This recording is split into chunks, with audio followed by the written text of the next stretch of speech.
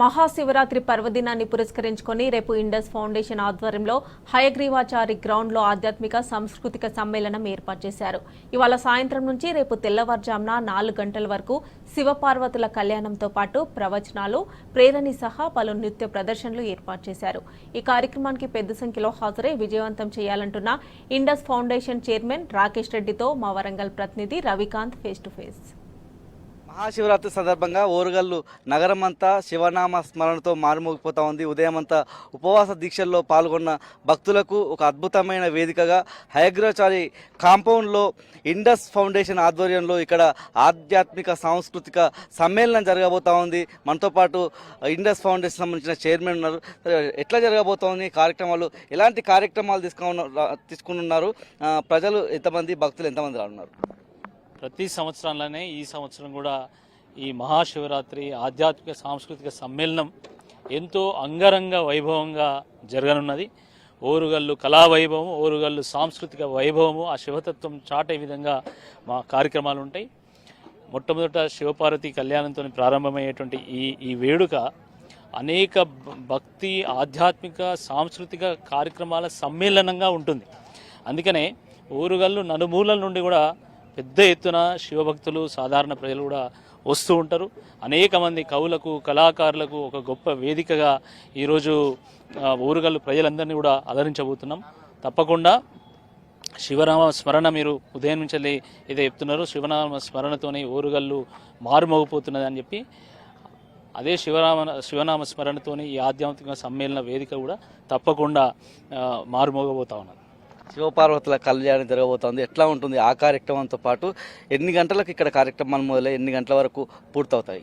శివపార్వతి కళ్యాణం అనేది అది లోక కళ్యాణం కోసం జరిగినటువంటి ఒక వేడుక కాబట్టి అంతే కన్నుల పండుగగా ఇక్కడ మేము నిర్వహించుకోబోతా ఉన్నాము. పెద్ద ఎత్తున ఇక్కడ ఉన్నటువంటి మహిళలు, చాలామంది భక్తులు వాళ్ళందరూ కూడా ఇక్కడికి రానున్నారు. దాని అనంతరము శాస్త్రీయ సంగీతం ఉంటుంది. దాని అనంతరము పేరణి తర్వాత మనకి ఇక్కడ చిన్న ప్రారంభోత్సవ కార్యక్రమం ఉంటుంది. ఈ కార్యక్రమంలో గంగాధర్ శాస్త్రి గారు, రాధా మనోహర్ దాస్ గారు, వందే మాతరం శ్రీనివాస్ గారు, అదేవిధంగా జనగామ శాసనసభ్యులు పల్లా రాజేశ్వరరెడ్డి గారు, ఇక్కడ స్థానిక నాయకులు చాలామంది ఇక్కడ పాల్గొంటారు.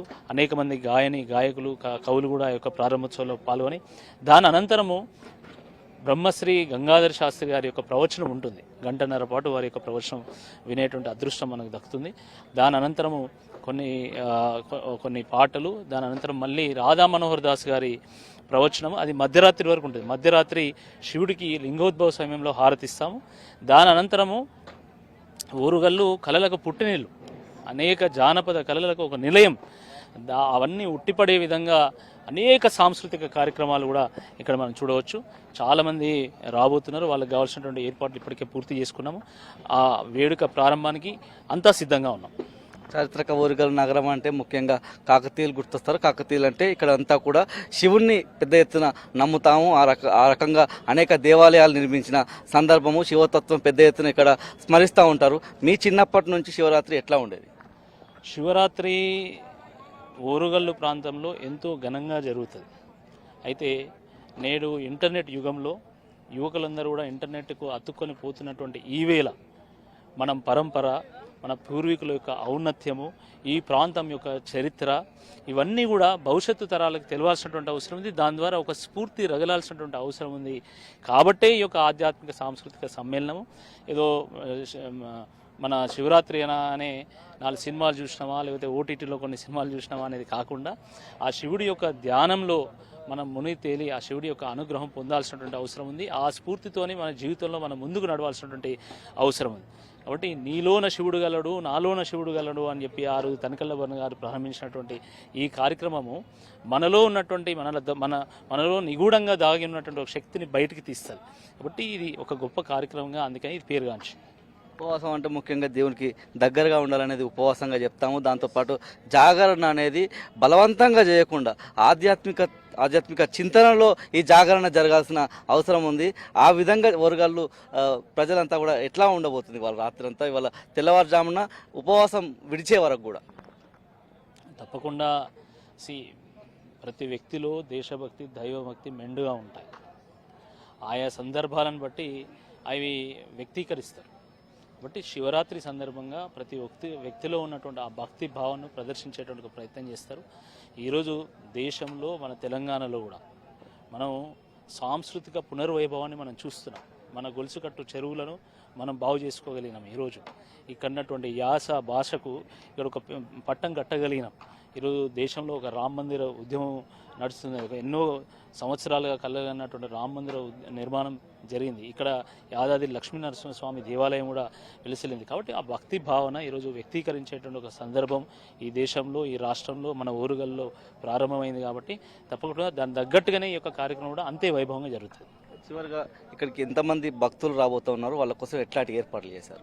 సుమారుగా మేమైతే 1,00,000 మందిని ఎక్స్పెక్ట్ చేస్తున్నాము. అంటే at any point of time 20-25 వేల మంది ఉంటారు. ఫ్లోటింగ్ అంతా కలుపుకొని 1,00,000 మందికి పైగా వస్తారు. వాళ్ళకి కావాల్సినటువంటి నీటి వసతి కానీ, టాయిలెట్ వసతి కానీ, లేదా పార్కింగ్ వసతి కానీ ఇవన్నీ కూడా ఏర్పాట్లు చేసినాం. పోలీసుల సహకారం కూడా ఉంది. సుమారుగా 300 మంది వాలంటీర్లు 30 రోజుల పాటు పనిచేస్తాం మేము.